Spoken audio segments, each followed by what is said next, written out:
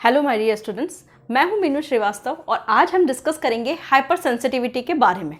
ठीक है, देखिए सबसे पहले तो मैं कहना चाहूँगी कि आप बिल्कुल परेशान ना हो नोट्स के लिए भी और सिलेबस के लिए भी।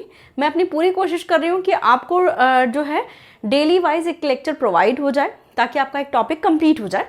ठीक है लेकिन एक्चुअली क्वालिटी कंटेंट बनाने में थोड़ा सा टाइम लगता है बेटा। ठीक है, तो थोड़ा सा पेशेंस रखिए, बिल्कुल परेशान होने की ज़रूरत नहीं है। आई एम विद यू और इसीलिए ही और आप लोग के हेल्प के पर्पज़ से ही ये चैनल शुरू किया गया है। ठीक है, तो चलिए फटाफट से स्टार्ट करते हैं हाइपर सेंसिटिविटी के बारे में। हाइपर सेंसिटिविटी, या अगर इसको समझें हम कि हाइपर सेंसिटिविटी बात क्या है। सेंसिटिविटी मीन्स क्या होता है? सेंसिटिविटी मीन्स किसी चीज़ के लिए सेंसेशन होना। जैसे आपको सुई लगाई, ठीक है, जैसे आपको सुई चुभाई, या हम किसी को भी अगर हम किसी लिविंग सिस्टम को जैसे सुई चुभाएंगे, एनिमल को या किसी को, तो हम क्या करेंगे, अपने से हाथ हटा लेंगे।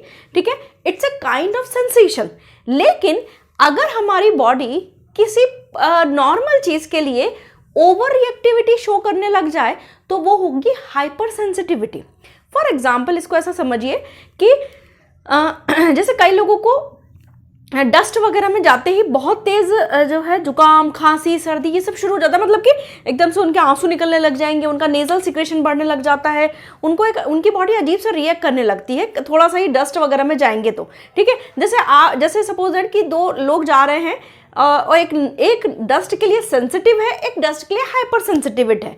ठीक है, तो वो डस्ट, एक जो नॉर्मल सेंसिटिव है वो कहेगा कि यार डस्ट बहुत हो रही है, और जो हाइपर सेंसिटिविटी है, जिसको हाइपर सेंसिटिविटी है डस्ट के लिए, तो उसकी बॉडी क्या होगी, एक अलग सा रिस्पॉन्स शो करेगी जो कि एबनॉर्मल दिखेगा। जैसे उसको एकदम से सर्दी, एकदम से छींकें आने लग जाएंगी, उसका नेजल सिक्रेशन बहुत बढ़ने लग जाएगा, उसको आंसू आने लग जाएंगे, यानी और उसकी बॉडी एक अलग तरीके से रिएक्ट करेगी। तो जो नॉर्मल सेंसेशन है उससे हट के अगर कोई सेंसेशन आ रहा है तो that is the hyper sensitivity. समझ में आ रहा है आपको? तो हाइपर सेंसिटिविटी क्या है कि नॉर्मल सराउंडिंग्स के लिए एक एबनॉर्मल बिहेवियर। ठीक है, तो इसे हम बोलते हैं हाइपर सेंसिटिविटी। या हाइपर सेंसिटिविटी वर्ड थोड़ा सा टेक्निकल वर्ड है, इसको अगर नॉन टेक्निकल टर्म में अगर हम बोले तो दैट इज कॉल्ड एलर्जी। ठीक है, एलर्जी आई थिंक सबको पता है कि एलर्जी क्या होती है। कई लोग बोलते हैं कि मुझे साबुन से, कभी आपने सुना हो कि मुझे साबुन से एलर्जी है, मुझे डस्ट से एलर्जी है, मुझे। तो एलर्जी मतलब क्या है कि उनकी बॉडी जब उनसे रिएक्ट करने लगती है, यानी कि जब उनके संपर्क में आती है, उनके कांटेक्ट में आती है, तो उनकी बॉडी एक अजीब तरीके की फिनोमिना शो करती है जो कि उनके लिए थोड़ा सा अनटॉलरेबल हो जाता है। ठीक है, इसके लिए सबसे अच्छा एग्जाम्पल मैं आपको देती हूँ मेरे एक सर का। ठीक है, जब मैं 12th क्लास में थी तो मेरे केमिस्ट्री के जो सर थे, SN शर्मा सर, मैं उन्हें आज भी याद रखती हूँ क्योंकि हाइपर सेंसिटिविटी नाम आते ही मुझे उनका नाम याद आ जाता है। क्यों? क्योंकि क्या होता था कि सुबह हमारी जनरली क्लास होती थी, तो जैसे मतलब मेरे कोचिंग के सर थे वो, तो सुबह के टाइम पे कई बच्चे नहीं नहा के आते तो परफ्यूम ज़्यादा लगा के आते थे बच्चे।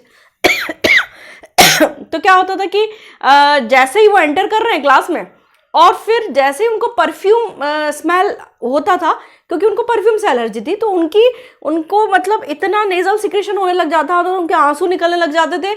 एंड वो कई बार हाथ जोड़ के वो बोलते थे बच्चों से, प्लीज़ भले ही आप ना नहा के आइए चलेगा, लेकिन प्लीज़ आप परफ्यूम मत लगाइए।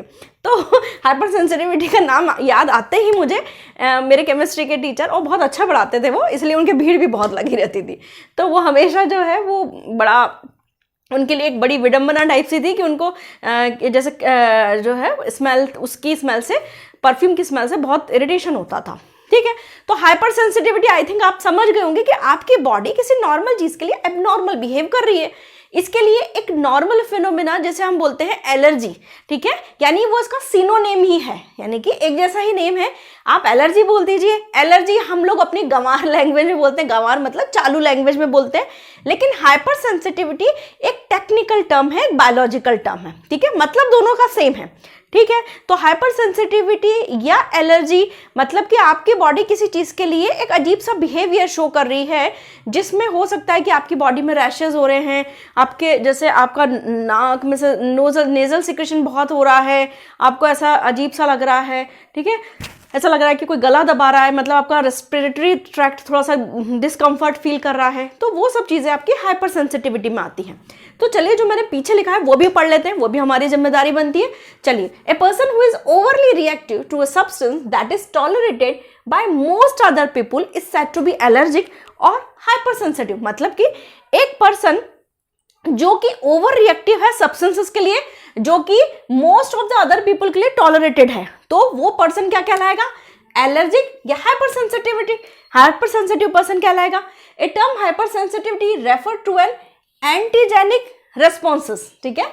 यानी कि एक जो हाइपर सेंसिटिविटी टर्म है वो बेसिकली क्या है कि जो एंटीजेनिक रेस्पॉन्सेस है, मतलब हमारी बॉडी में वो जो पार्टिकल्स हैं वो जाके ऐसे एंटीजन रिएक्ट करने लगते हैं, तो हमारी बॉडी उसको ऐसे एंटीजन लेती है, उसके लिए रिस्पॉन्स शो करती है beyond which is consider normal. यानी कि जो एंटीजन या जो फॉरेन पार्टिकल्स कुछ मोस्ट ऑफ द पीपल के लिए नॉर्मल है, लेकिन वो हाइपर सेंसिटिव पर्सन के लिए कैसे है, वो उसकी बॉडी रिएक्टिविटी शो कर रही है, ठीक है। The term allergy is more familiar, यानी कि मेरे ख्याल से ये लाइन मैंने इसलिए लिखी क्योंकि मुझे पता है कि बच्चों को जो है, अगर आप किसी को भी बोल दोगे, इवन आप कहीं जो नॉन बायोलॉजी बंदा है उसको भी आप बोल दोगे कि भाई एलर्जी का मतलब क्या होता है, तो बता देगा, ठीक है। तो इसलिए मैंने ये लाइन लिखी है, the term allergy is more familiar, both are synonym. मतलब कौन से? Hypersensitivity and the allergy both are synonym, बस फर्क इतना है कि एक टेक्निकल टर्म है और एक जो है चालू टर्म है, okay. The antigen which are induced allergic reaction are called allergens, ठीक है। यानी कि जिनके लिए जो एंटीजन यानी जो फॉरेन पार्टिकल जिनके लिए हमारी बॉडी एलर्जिक रिएक्शन प्रोड्यूस करती है वो क्या कहलाते हैं? एलर्जेंस। अच्छा, ये जो है एलर्जेंस होते हैं वो ऐसे कोई अलग से नहीं आते हैं, ये जैसे आपके डस्ट है, आपके पोलन ग्रेन्स है, ठीक है, परफ्यूम की स्मेल है, ठीक है, तो ये सब क्या है, ये हमारे एनवायरनमेंट में ही है, ठीक है। तो ये, लेकिन जो पर्सन हाइपर सेंसिटिविटी है, हाइपर सेंसिटिव पर्सन है, उसके लिए ये एलर्जन कहलाने लग जाते हैं। अच्छा, इससे पहले एक और चीज कि मेजर हिस्टोकम्पैटिबल कॉम्प्लेक्स के नोट्स अपलोड हो चुके हैं, उसकी लिंक मैंने जो है डिस्क्रिप्शन बॉक्स में डाल दी है, वो मैंने कल ही अपलोड कर दिए थे और एक पब्लिक मैसेज भी सेंड कर दिया था। अगर आप लोगों ने नहीं देखा है तो प्लीज़ उसको देख लीजिए, ठीक है। और आई होप कि वो नोट्स वाकई आपके लिए फ़ायदेमंद होंगे। अगर उन नोट्स में आप चाहते हैं कि आपको कुछ डायग्राम ऐड करना है तो वो कर सकते हैं, बिल्कुल, ठीक है। लेकिन कोशिश मैंने ये की है कि आपको अच्छे से अच्छा और कॉम्पैक्ट तरीके से नोट्स मिल जाए, ठीक है। चलिए, कॉमन एलर्जेंस। अब जैसे कॉमन एलर्जेंस क्या क्या होते हैं, देखिए, जैसे मैंने मेरे सर का एग्जांपल दिया, ठीक है, उनको कुछ जो है परफ्यूम से थी, लेकिन कॉमन एलर्जेंस क्या होते हैं, जैसे कई लोगों को कुछ मेडिसिन से भी एलर्जी होती है, जैसे पेनिसिलिन से, एजिथ्रोमाइसिन से। कई लोगों को, इवन मेरी जो बड़ी सिस्टर हैं, उनको पेनिसिलिन जो कंपाउंड्स हैं उनसे एलर्जी है, ठीक है। तो वो चीज़ जो है, मतलब कि उनके लिए वो एक कॉमन एलर्जन हुआ, ठीक है। इसके अलावा पोलन ग्रेन्स हैं, ठीक, पोलन ग्रेन्स। कई जो फूड स्टफ होते हैं, फूड स्टफ मतलब कि कई बच्चों को जैसे गेहूं की एलर्जी भी जो है वो जो है एक तरीके का जेनेटिक डिसऑर्डर है, जिसमें जो है बच्चा ग्लूटीन नहीं खा सकता, ग्लूटीन के प्रोडक्ट नहीं खा सकता है, ठीक है। नाउ यहाँ पर जैसे डस्ट पार्टिकल है, इसके अलावा वेनम, जैसे हनी बी या वास्प ने काट लिया तो बॉडी में बहुत अजीब सी रिएक्शन शो होती हैं, और वहाँ पर जो होगा बॉडी जो होती है वो ओवर सेंसिटिविटी शो करती है। Now come to the types of allergy. Allergy के जनरली जो टाइप्स हैं वो 4 टाइप के हैं, type 1, type 2, type 3 and type 4, ठीक है। तो सबसे पहले हम बात कर लेते हैं, हम 1 बाय 1 बात करेंगे, ठीक है। तो मैं पहले इनका आपको नाम लिख देती हूँ ताकि एटलीस्ट आपको नाम क्लियर हो जाए, ठीक है। Type 1 allergy is known as the anaphylactic reaction, ठीक है, या एनाफाइलेक्ट, एक और मैं देख लेती हूँ, है ना, हाँ, ये जो है एनाफाइलेक्टिक एलर्जी या एनाफाइलेक्टिक रिएक्शन आप इसको बोलेंगे, ठीक है। टाइप 2 जो है that is the cytotoxic reaction, ठीक है। नाउ टाइप 3 जो है that is the immune complex. मैं एक बार और कंफर्म कर लेती हूँ, इम्यून कॉम्प्लेक्स। देखिए, मैं बीच बीच में कंफर्म करती हूँ तो आप जो है, कई बच्चे सोचते होंगे मैडम को आता नहीं है। देखिए, आता है तो भी जो है मैं एक बार कोशिश करती हूँ कि भाई देख लें, गलत आने से बेटर है कि देख लें। अब इसमें आप कुछ भी समझिए कि नहीं आता है तो भी समझिए और आता है तो भी समझ लिए, कोई दिक्कत नहीं है। लेकिन हाँ, मैं कई बार जब कंफ्यूज हो जाती हूँ तो मैं देखना बेटर समझती हूँ, ठीक है। Immune complex and type 4 is known as the delayed hypersensitivity, ठीक है, it's known as the delayed hypersensitivity, ठीक है, सेंसिटिविटी, ठीक है। अब यहाँ पर जो है तो ठीक है, हाइपर सेंसिटिविटी के 4 टाइप हमने पढ़ने हैं, टाइप 1, टाइप 2, टाइप 3, टाइप 4। और hyper sensitivity is called as the जो है बेसिकली जो हाइपर सेंसिटिविटी है it's a abnormal behaviour towards a normal antigen और टुवर्ड्स ए नॉर्मल सराउंडिंग, ऐसा भी आप लिख सकते हो, ठीक है। Type 1 is the anaphylactic, Type 2 is the cytotoxic, Type 3 is the immune complex and Type 4 is the delayed hypersensitivity, ठीक है। तो चलिए हम फटाफट से बात कर लेते हैं Type 1 hypersensitivity की। Type 1 hypersensitivity reaction it is known as the anaphylactic reaction। अभी हमने थोड़ी देर पहले पढ़ा कि Type 1 को हम anaphylactic reaction भी बोलते हैं।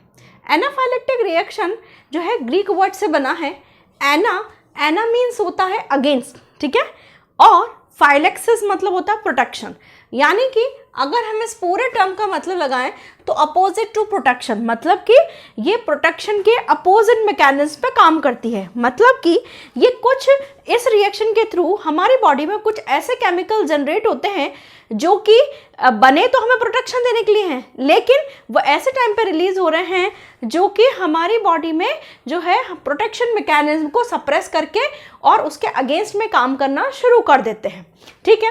इसकी डिस्कवरी जो की थी वो रिचर्ड जो थे, एक साइंटिस्ट थे, उन्होंने डिस्कवर किया 1902 में। और वो जब डॉग्स पे एक्सपेरिमेंट कर रहे थे तो उन्होंने देखा कि डॉग्स के अंदर जो है कुछ तरीके की रिएक्शंस उनको देखने को मिली, तब जाके उन्होंने इस चीज़ को डिस्कवर किया। कैसे किया वो चीज़ हमारे सिलेबस में नहीं है और तो डिटेल में आप मत जाइए, ठीक है।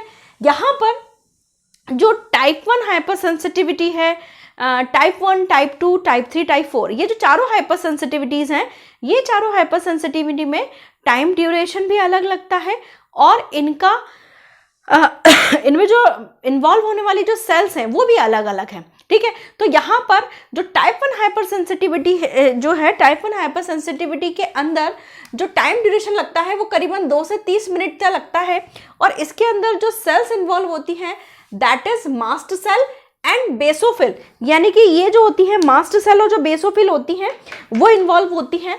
इसके अलावा जो मेन इम्यूनोग्लोबुलिन जो होता है वो इसमें होती है IgE टाइप की इम्यूनोग्लोबुलिन मेनली इन्वॉल्व होता है, ठीक है। तो यहाँ पर जो टाइम ड्यूरेशन है वो चीज़ आप ज़रूर लिखिएगा और कौन कौन से सेल्स इन्वॉल्व है वो चीज़ हमें ज़रूर लिखनी है, ठीक है। अब यहाँ पर कैसे ये काम करते हैं ये हम देख लेते हैं। देखिए सबसे पहले कि सपोज दैट कोई एलर्जन हमारी बॉडी में जब रिएक्ट कर रहा है या हमारी बॉडी में जा रहा है तो ये टाइप 1 हाइपर सेंसिटिविटी किस तरीके से काम करती है। सपोज दैट कि जैसे जो मास्ट सेल है, मास्ट सेल और जो बेसोफिल्स हैं, ये जो सेल्स होती हैं मास्ट सेल और जो बेसोफिल्स होती हैं, इनके बॉडी के ऊपर कुछ स्पेसिफिक FC रिसेप्टर्स मौजूद होते हैं, ठीक है। FC रिसेप्टर मौजूद होते हैं। अभी 1 मिनट है ना, मैं थोड़ा सा इसको बना दूं, है ना, फिर मैं आपको बताती हूँ।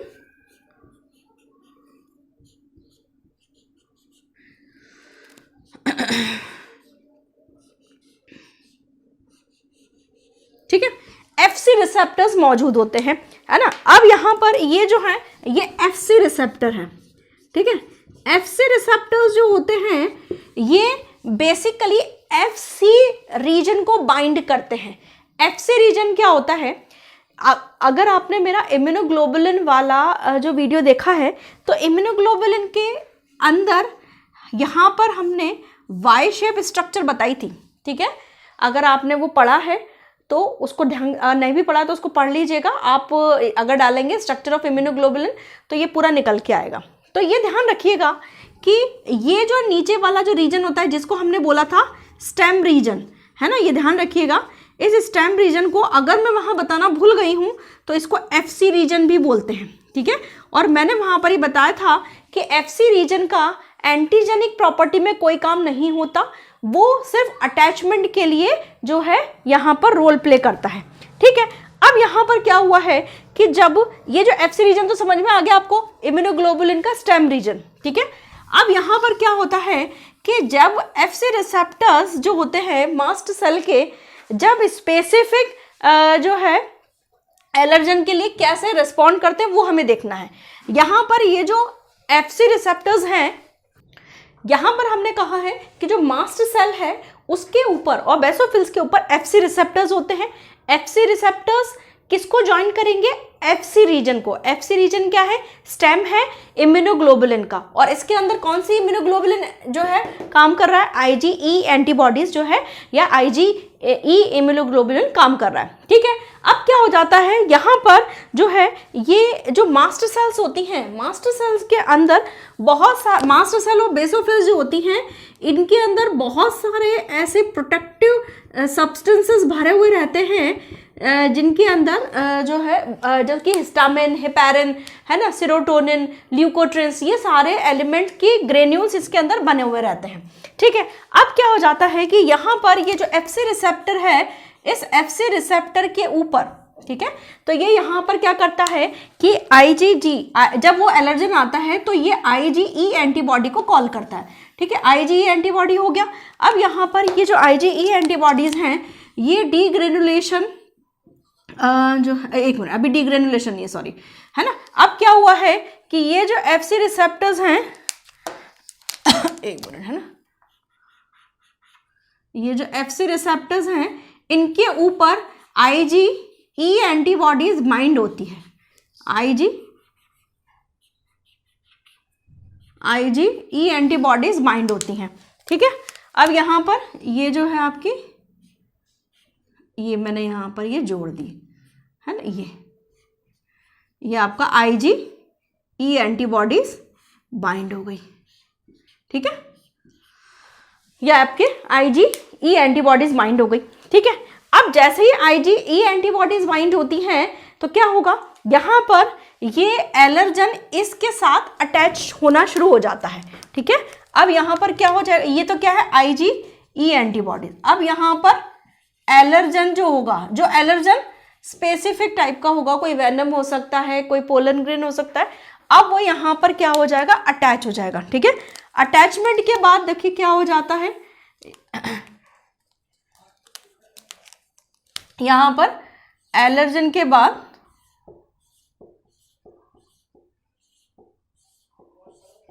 ठीक है, अब यहाँ पर ये जो है आईजीई एंटीबॉडीज अटैच हो गई, ये आईजीई एंटीबॉडीज है ना, और ये यहाँ पर ये था आपका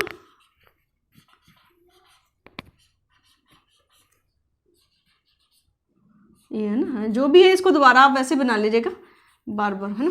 तो अब यहाँ पर क्या हो रहा है कि जो आपका मैं ग्रीन पेन से बनाती हूँ, जो एलर्जन है वो अटैच हो जाएगा, वो अटैच हो गया यहाँ पर, है ना, ये यहाँ पर ये ऐसा ये अटैचमेंट हो गया एलर्जन का, है ना, ये एलर्जन है, ठीक। जैसे ही यहाँ पर एलर्जन अटैच होता है, देन एलर्जन के अटैचमेंट के बाद ये डीग्रेनुलेशन रिएक्शन प्रोसीड करता है। डीग्रेनुलेशन मतलब कि यहाँ पर अभी हमने कहा है कि ये जो मास्ट सेल और बेसोफिल्स हैं, इनके अंदर ग्रेन्यूल्स भरे हुए हैं, और जो ग्रेन्यूल्स हैं वो स्पेसिफिक सब्सटेंसेस लिए हुए हैं। हमने कौन कौन सा कहा, जैसे ल्यूकोट्रिन्स है, आपका प्लेटलेट एक्टिवेटिंग फैक्टर है, आपका प्रोस्टाग्लैंडिन है, हेपेरिन है, सेरोटोनिन है, हिस्टामिन है, वो सारे के सारे चीज़ें जो है यहाँ से अब रिलीज होने लगती हैं। अब उस प्रोसेस को हम क्या बोलते हैं, डीग्रेनुलेशन।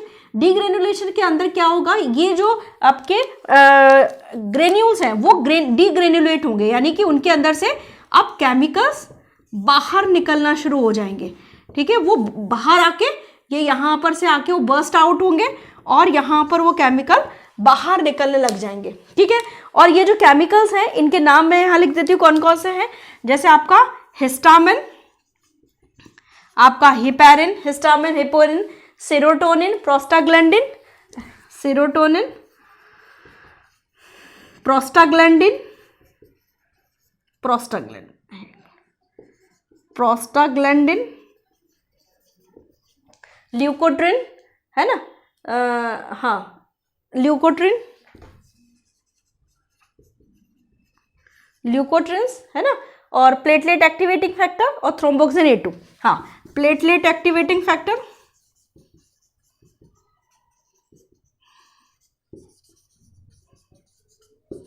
Thromboxane A2।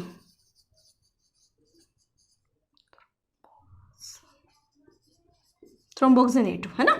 तो ये जो सारे केमिकल्स हैं, ये सारे केमिकल्स कुछ स्पेसिफिक रिएक्शंस को प्रोसीड करते हैं जो कि हमें ऐसा लगता है कि हमारी बॉडी में कुछ अनप्रोटेक्टिवनेस हो रही है, यानी कि अनईजीनेस हो रही है।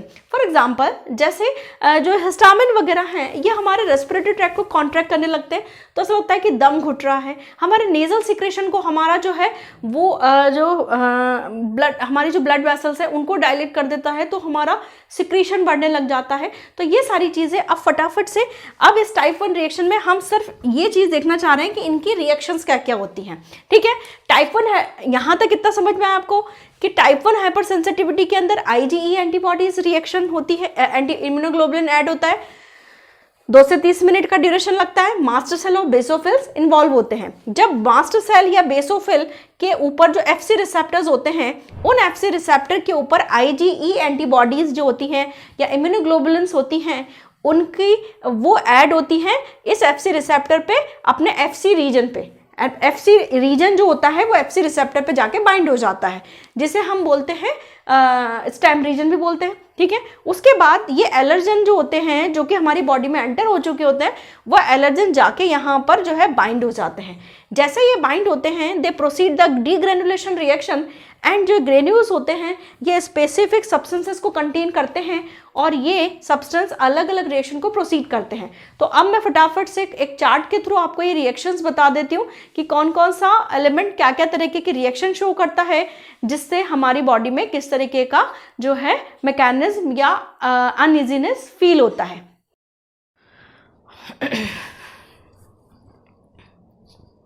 चलिए अब हम बात कर लेते हैं कि टाइप 1 हाइपर सेंसिटिविटी में कौन से एलिमेंट रिलीज होते हैं और कैसे हम इसका प्रिवेंशन कर सकते हैं।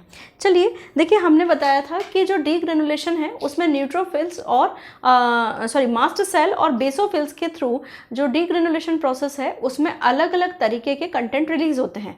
जैसे आपका ल्यूकोट्रिन्स है, थ्रोम्बोक्सिन है, आपका प्रोस्टाग्लैंडिन है, ये सब रिलीज होते हैं। तो इनका काम हम देख लेते हैं। हिस्टामिन जो होता है, हिस्टामिन जो एक तरीके का वेसोडाइलेशन प्रोड्यूस करता है और ये कैपिलरी की परमेबिलिटी बढ़ा देता है। कैपिलरी की परमेबिलिटी मतलब जो ब्लड कैपिलरीज हैं उनकी परमेबिलिटी बढ़ाने की वजह से हमारी बॉडी में स्वेलिंग आने लग जाती है, जगह जगह हमारे स्वेलिंग आने लग जाती है। इसके अलावा रेडनेस जो है, मतलब कि कैपिलरी परमेबिलिटी की वजह से हमारी बॉडी में ओवर फ्लो शुरू हो जाता है, जिसकी वजह से स्वेलिंग और इरिदिमा यानी कि रेडनेस आने लगती है। इसके अलावा ये जो है स्मूथ मसल्स का कॉन्स्ट्रक्शन करता है, जिससे हमें ब्रीदिंग में डिफिकल्टी आती है। Now come to the second जो है हमारा chemical, that is the serotonin, जो कि वेसो कॉन्स्ट्रक्शन प्रोड्यूस करता है। वेसो कॉन्स्ट्रक्शन की वजह से क्या हो जाएगा कि वो हमारे ब्लड कैपिलरीज को कॉन्स्ट्रक्ट भी करने लगता है, और इसके मतलब कि हमारा ऐसा जो है कह सकते हैं कि हमारा ब्लड प्रेशर को एबनॉर्मल करने लगता है। इसके साथ साथ कैपिलरी परमेबिलिटी बढ़ाता है, जो कि वो हमारे रेडनेस को, यानी कि जगह जगह हमारे ऐसे रैशेस से आने लग जाते हैं, रेडनेस बढ़ने लग जाती है। इसके साथ साथ सेम वही स्मूथ मसल्स के कॉन्ट्रैक्शन को जो है बढ़ाता है, जिससे ब्रीदिंग डिफिकल्टीज, यानी ऐसा लगता है कि हमारा दम घुट रहा है। ठीक है, now third is the prostaglandin and thromboxane. ये दोनों ही same smooth muscle construction produce करते हैं, जिसकी वजह से ब्रोंको कॉन्स्ट्रिक्टर, मतलब कि ऐसा लगता है कि हमारा गले में कुछ जो है ऐसा दम घुट रहा है। Now fourth point is the leukotriene. Leukotriene जो होते हैं वो वही स्मूथ मसल के कॉन्ट्रैक्शन को प्रोड्यूस करते हैं, जो कि spasm of the bronchial tubes, यानी कि जो ब्रोंकियल ट्यूब्स हैं उनको सिकोड़ता है, और ये कई बार अस्थमैटिक अटैक को भी प्रोड्यूस करता है, कॉजेज द अस्थमा। ठीक है, इसके अलावा जो फिफ्थ है that is the platelet activating factor. Platelet activating factor जो होगा वो हमारा प्लेटलेट एक्टिवेटिंग फैक्टर्स जो है वो हमारा प्लेटलेट के जगह जगह प्लेटलेट के एग्रीगेशन, मतलब उनको इकट्ठा करने लगता है, और दूसरे पेन से करती हूँ, वही इसी पेन से हो गया, ठीक है, जो है प्लेटलेट को एग्रीगेट करता है, इकट्ठा करता है, और कुछ वही वैसो एक्टिव अमीन्स रिलीज करता है। वैसो एक्टिव अमीन्स क्या करते हैं, वही हमारे रेडनेस और स्वेलिंग को जनरेट करते हैं। नाउ अब हम इससे बचे कैसे, प्रिवेंशन कैसे हो, किसी भी एलर्जिक रिएक्शन से बचने का सबसे जो अच्छा तरीका है वो यही है कि आप उस चीज़ को उसको अवॉइड करिए, ठीक है, try to avoid the contact. लेकिन हर समय ये पॉसिबल नहीं हो सकता, और ये भी हम कह सकते हैं कि एलर्जिक रिएक्शन का कोई परमानेंट इलाज नहीं है, ठीक है।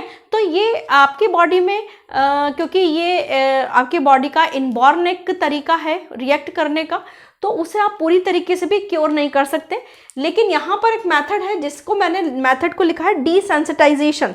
डीसेंसिटाइजेशन मेथड क्या होता है, बेसिकली इसके अंदर in this procedure a series of gradually increasing dose of antigen are injected beneath the skin.